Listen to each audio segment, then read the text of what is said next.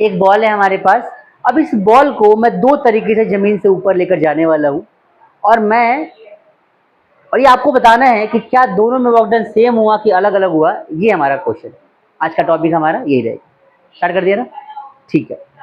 तो हमारे पास एक बॉल है, इस बॉल को एक पर्सन क्या करता है कि इस लेवल से उठा के ऐसे लेकर गया, यहाँ तक ले गया।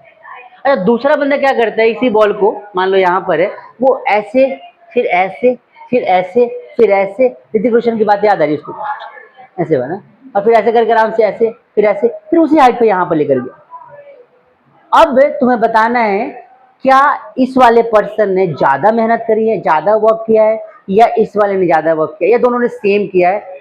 इस सब चीजों बताओ क्या है इसका आंसर, क्या लॉजिक है इसका। सेम। अब सेम है तो कैसे सेम है, एक्सप्लेन करो। एच हाइट, ठीक है।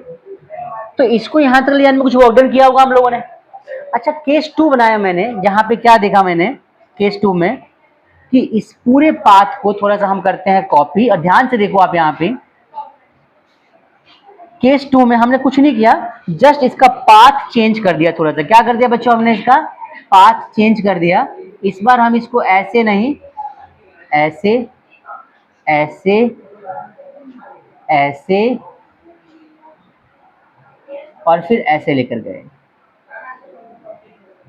ठीक है बच्चों, अब मुझे बताओ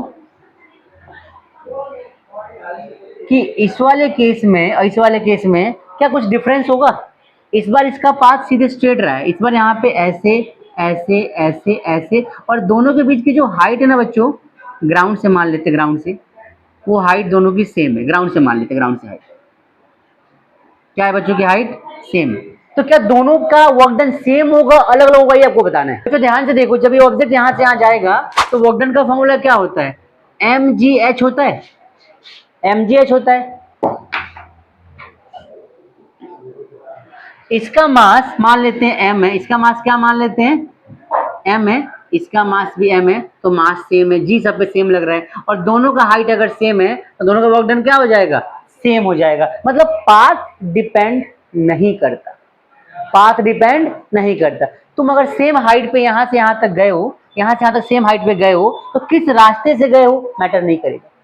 रास्ता डिसाइड नहीं करता कि वर्क डन कितना हुआ, डिसाइड करता है कितनी हाइट, खासकर ग्रेविटेशनल कांस्टेंट में। ग्रेविटेशनल वर्क डन की जब हम बात करते हैं तो उस केस में इसका वर्क डन डिसाइड होता है mgh की वजह से। mgh तीनों कांस्टेंट है और सेम वैल्यू है, तो वर्क डन सेम होगा, मैटर नहीं करता पाथ क्या आपने लिया है।